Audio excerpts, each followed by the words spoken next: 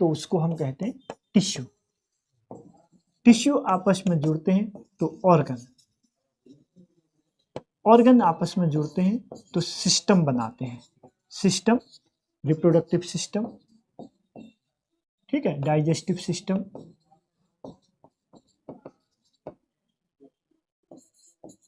ये उसके बाद रेस्पिरेटरी सिस्टम, रेनल, और बहुत ज़्यादा सिस्टम आपस में मिल करके क्या बनाती है, एक बॉडी बनाती है।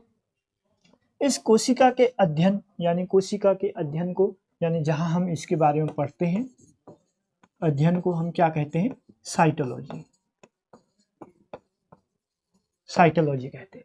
साइटोलॉजी, सेल की खोज किसने की? खोज की अगर हम बात करेंगे तो रॉबर्ट हुक ने की थी। रॉबर्ट हुक ने कोशिका की खोज की थी, ठीक है। अब जीवित कोशिका की अगर हम बात कर देंगे तो एंटोनी वॉन लीeuwenhoek, ये आपको पता है, ठीक है। और एक साइंटिस्ट हैं स्लाइडेन एंड स्वान, उन्होंने क्या किया था, सेल थ्योरी, कोशिका के सिद्धांत को उन्होंने बताया था। सेल थ्योरी की बात करिए, ठीक है। माइक्रोप्लाज्मा आप जानते हैं, ठीक है, सबसे छोटी कोशिका जंगल।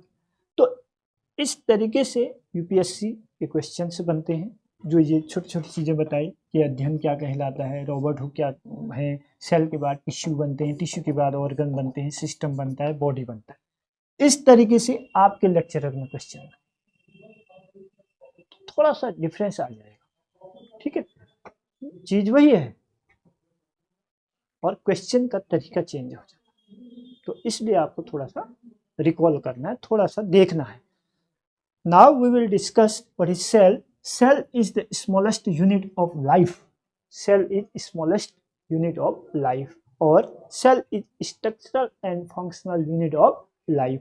कोशिका, कोशिका जो है वो क्या है, स्ट्रक्चरल यानी क्रियात्मक एंड संरचना, स्ट्रक्चरल एंड फंक्शनल, ठीक, संरचनात्मक एंड क्रियात्मक इकाई है किसकी, जीवन की, ठीक है। कोशिका की बात, कोशिकाएं जब आपस में जुड़ती हैं टिश्यू बन जाती हैं, टिश्यू जब आपस में जुड़ते हैं ऑर्गन बनते हैं, ऑर्गन जब बहुत ज्यादा आपस में जुड़ेंगे सिस्टम बनेगा, ठीक है। जैसे हम फिजियोलॉजी में पढ़ेंगे digestive system, respiratory system, different kind of system, ठीक है, मसल सिस्टम। तो इसलिए ये पूरी एक बॉडी बन गई उसके बाद सिस्टम। देन उन बॉडी का जब हमने क्लासिफाइड किया, डिवीजन किया, तो दो पार्ट्स में उसको हमने डिवाइड किया। कौन कौन से दो पार्ट्स में डिवाइड किया, देखो एनिमिलिया है,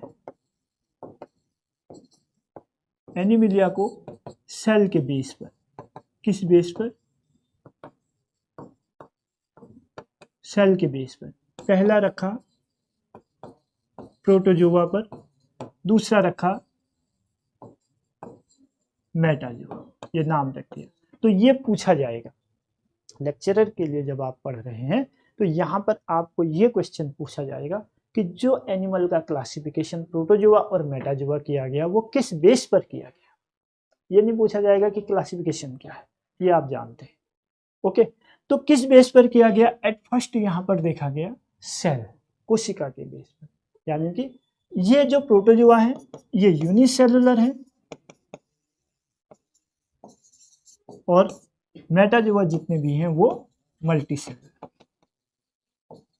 मल्टीसेलुलर यानी कि मल्टीसेलुलर का मतलब टू और मोर देन टू, दो या दो से अधिक कोशिकाएं जहां पर होंगी उनको हम मल्टीसेलुलर कह देंगे, और जहां एक सिंगल सेल होगी उसको हम यूनिसेलुलर यानी कि प्रोटोजोआ है। प्रोटोजोआ को पैरासिटिक यानी ये माइक्रोस्कोपिक भी है, क्यों कहा गया ये पूछा जाएगा कि क्यों इनको माइक्रोस्कोपिक एनिमल कहा जाता है, माइक्रोस्कोपिक क्यों है, क्योंकि नेक्ड आइज से नहीं देख सकते ह्यूमन बीइंग को। हम जितनी भी स्टडी कर रहे हैं, जो भी देख रहे हैं, वो हम अपने बेस पर देख रहे हैं कि हमने क्या करना है, यानी ह्यूमन बीइंग के लिए कौन से बेनिफिशियल हैं, किस पर दिक्कत है, ठीक है, कौन हमें डिजीज उत्पन्न करेगा। जब हम डिजीज देखेंगे अप्लाइड में भी, ठीक है। तो उनसे सावधानियां क्या करनी है, ये सब देखने के लिए। तो यहाँ पर हम अपनी यानी ह्यूमन बीइंग अपनी नेक्ड आईज से जिन एनिमल्स को नहीं देख सकता उनको हम माइक्रोस्कोपिक कहते हैं, यानी दूसरे शब्दों में हम ये भी कह सकते हैं जिन एनिमल को हम माइक्रोस्कोप की हेल्प से देख सकते हैं उनको हम माइक्रोस्कोपिक एनिमल कहेंगे। माइक्रोस्कोपिक एनिमल जितने भी होंगे वो सब यूनिसेलुलर होंगे, यानी कि उनका क्या है, पूरी पूरी बॉडी जो है वो एक कोशिका से बनी हुई है, उनको हम यूनिसेलुलर कहते हैं। और ये जितने भी हमारे पास एनिमल्स हैं वो सब क्या है, पैरासाइट्स। कैसे, पैरासिटिक एनिमल, इनको हम पैरासिटिक एनिमल भी कहते हैं, पैरासाइट्स।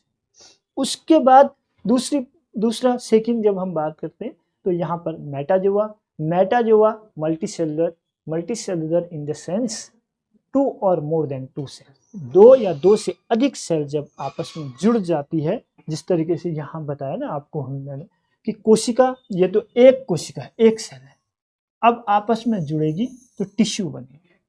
तो ये जब टिश्यू बनने की ओर जाता है तो उसको हम मेटाजोआ कहेंगे, ठीक है। प्रोटोजोआ, यहाँ पर एक फाइलम रख दिया गया, उस फाइलम का नाम प्रोटोजोआ रखा गया। इसी प्रोटोजोआ की हम बात कर रहे हैं। ये प्रोटोजोआ में जितने एनिमल होंगे वो सब हमारे क्या हैं, पैरासाइट्स। ओके, तो प्रोटोजोआ फाइलम एनिमिलिया को जितने भी हम डिवाइड करेंगे हम उनको फाइलम के अकॉर्डिंग लेते रहेंगे और फाइलम के अकॉर्डिंग आगे बढ़ेंगे, ठीक है। तो फर्स्ट फाइलम हमको मिल जाता है phylum protozoa. Now next class में हम प्रोटोजोआ का आगे डिस्कस करेंगे, आप अगली क्लास देखेंगे उसका। Thank you.